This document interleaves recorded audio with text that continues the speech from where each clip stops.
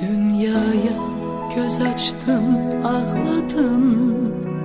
Mən sənin səsindən kövrəlib qaldım. Səni qucağıma sevinclə aldım.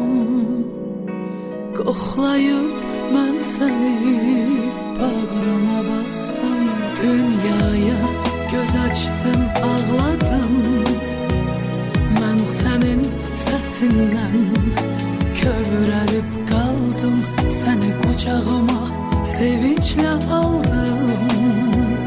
Qoxlayıb mən səni bağrıma bastım. Dünya qədər mənə sevinç gətirdin. Arzular içimdə ümid gətirdin. Dünyanın ən gözəl səsin gətirdin.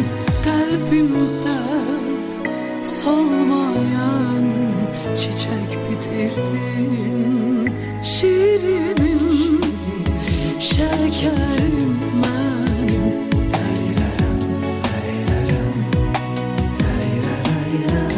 Şirinim, şəkərim mənim.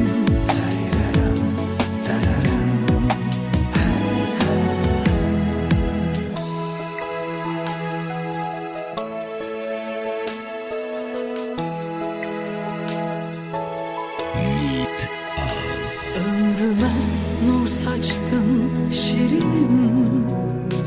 Bir Allah korusun hayatta seni. İndi seveceğim birinci seni. Arzuma çattırdın, arzuma mən. Ömrüme nur saçtın şirinim. Bir Allah korusun hayatta seni. İndi seveceğim birinci seni. Arzuma çattırdın, arzuma məni. Dünya qədər mənə sevinç gətirdin. Arzular için